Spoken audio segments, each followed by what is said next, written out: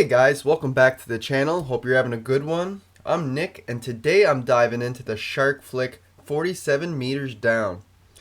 Now, if you know me, I'm a huge fan of shark films. Uh, I love creature features to begin with, so animal ones are probably my favorite type too.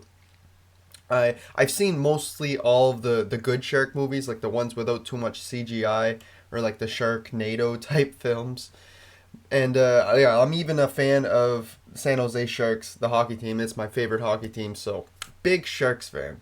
So I definitely wanted to get a few of these shark movie reviews out there in the summertime. So let's get right into this.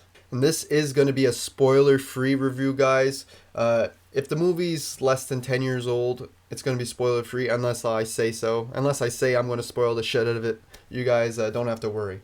So 47 Meters Down was released in 2017 and stars Claire Holt, Mandy Moore, and was directed by Johan Roberts, or Johan, I'm not too sure how you pronounce that. So 47 Meters Down is about these two sisters who are on vacation in Mexico, and right off the bat you can really feel that they're sisters. They feel like siblings, the way they act with each other and respond. Right off the bat, we get the scene with one of them in the pool on a floaty and the other one under the water, coming up and knocking her over, spilling her wine in the water, which is also foreshadowing what's to come, because when the red wine hits the water, it looks so much like blood, and I love that foreshadowing there. But yeah, these two girls, they feel like real sisters. They're carrying on, screwing around. So they head on down to Mexico, and we find out that one of the sisters just went through a really bad breakup, Lisa. You think that her other sister is there with her just because her boyfriend couldn't make it due to work. But once they get down there, Lisa can't hold it in anymore, and she lets her sister know that she actually just went through a bad breakup with her boyfriend, and that's why she invited her sister. And Lisa's just constantly like putting herself down, and she figures she's the reason for this breakup, and you really get to learn a lot about her character through this. So Kate ends up convincing Lisa to go out clubbing with her and just have a good time, take her mind off of her ex. And they do, and they run into these two guys who talk about going out into the sea and diving with sharks and that, and it gets these two girls interested. And they convince them to go with them the next morning out to the open sea. So the next morning, the two girls decide to go on this adventure with these two randoms they just met in Mexico. They end up going out to meet them by the water, and they travel out into the open ocean. But what they didn't know is they're not just diving. They're diving with great white sharks. So in the ocean, they have this boat with this big metal cage that they use to lower people down into the water so they can get a good view at the sharks while still being safe in the cage. And right off the bat, you see this cage and the boat, and it looks in pretty bad shape. Everything looks pretty sketchy and rusty, and it's like everything's red flags all over the place. It looks like a bad idea. And Lisa really doesn't want to go through with this. She's kind of having last minute thoughts and wants to change her mind, but her sister Kate convinces her to go and have fun. That imagine if her ex could see her doing something like this, so convinces her enough to get in the cage and go down. Obviously, this is not a family-friendly movie. This is a thriller/horror shark film. So when the girls are going down in the cage, the cable snaps, dropping them down 47 meters below the surface, and they're trapped. They have no longer any communication with the boats up top because they're mic'd up with the boats, but they're so far the frequency is not picking up. And that's another thing I want to talk about is their goggles like go over their eyes and their mouth, and they have these mics in so they can communicate with each other and with the people from the boat. But what I don't understand is their ears are outside of this device. Like their ears are just in the water. So when they're down that low in that, yes, they can pick up their voices with the mics, but how do they hear? They don't have anything in their ears to hear, or to hear the guy in the boat up top.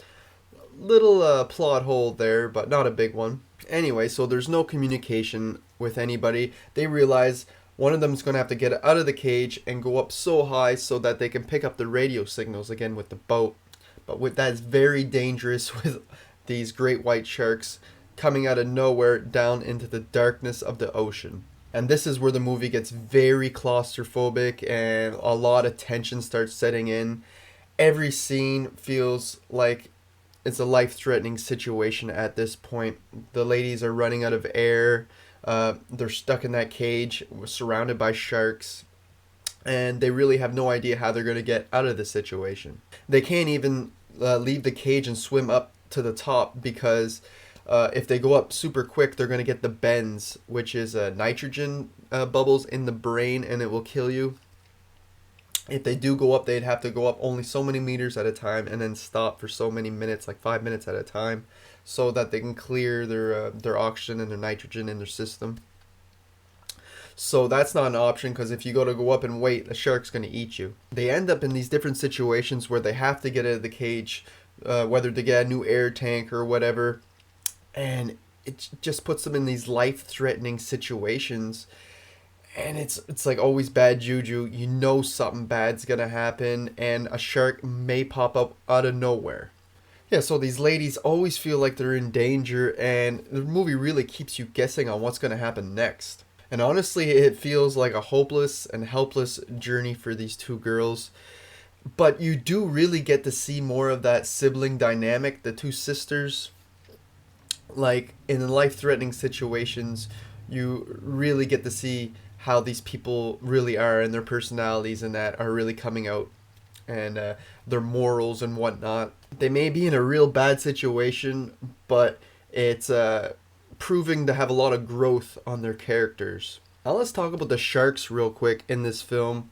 If you know me, I don't like super hardcore CGI sharks in my movies. I feel like it takes out the tension and all that.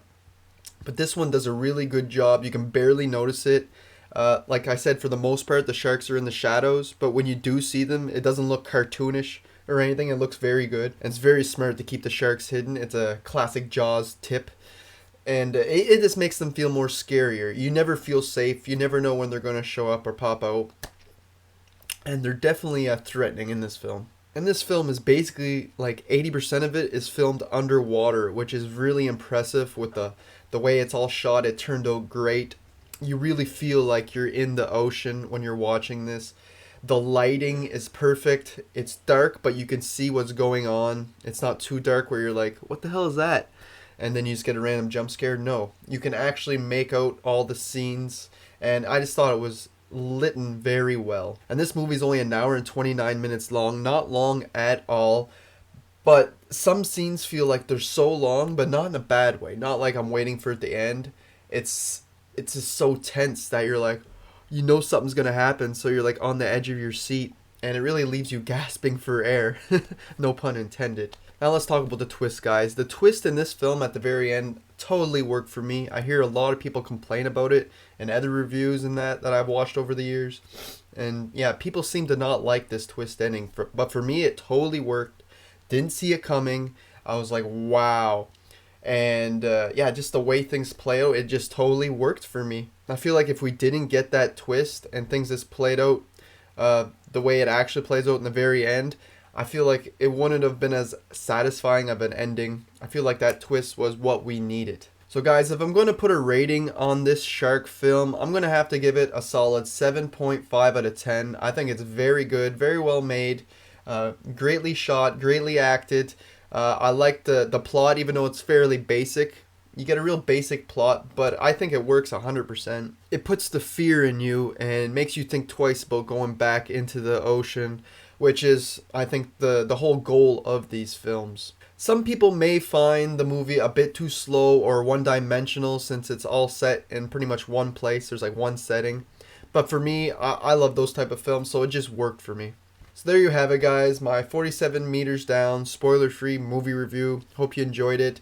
Let me know down below what you think of this film. I will be getting on the sequel, 47 meters down Uncaged, very soon, even though I'm not the biggest fan of that one, but I'm ready to share my thoughts with you guys. So guys, make sure to check me out on Letterboxd. I've just updated that website to have all my movies I reviewed on this channel on there with my ratings and such. That will be down in the description. And that's all I got for you guys today. Thanks for watching.